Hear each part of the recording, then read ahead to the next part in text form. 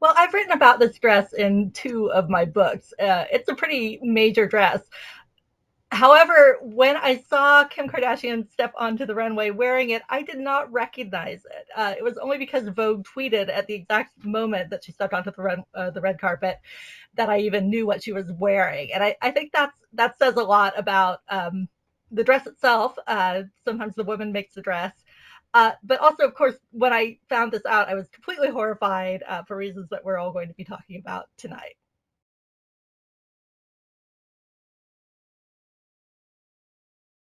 I was called as a consultant about 2 months before the Met Gala with a question about wearing Marilyn Monroe's dress, not Kevin wearing Marilyn Monroe's dress, but a celebrity, and what I thought about that. And so I gave my ideas about how that's really not a great idea. At the time, we were not given the name of that celebrity, but Kim Kardashian's name was bandied around as the possible candidate.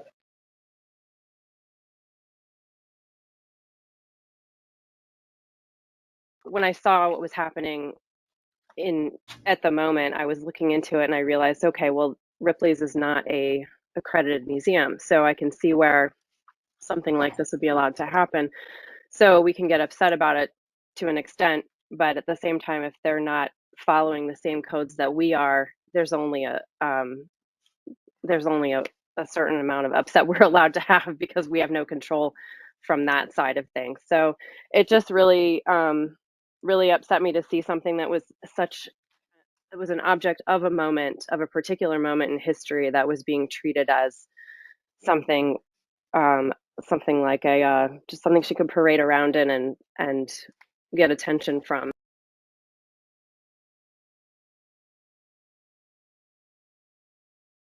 I was certainly interested in the debate and the passion with which the public was engaged. And it's the exact desired outcome of that Kim Kardashian and Ripley's wanted. So they got what they wanted, a lot of buzz, a lot of talk.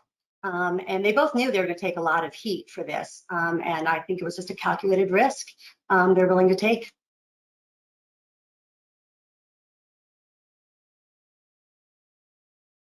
I thought, well, for sure that has to be a replica, a copy of the dress rather than actually wearing the dress. So once the revelation of the fact that it is the dress was being worn out in public, that just goes against the grain of all of my years of training and practice, all the codes of ethics, whether you're a member of ARCS or AIC or ICOM or any other museum professional organization, that has a very well thought out code of ethics of how we approach the work we do and what kind of care we give to objects.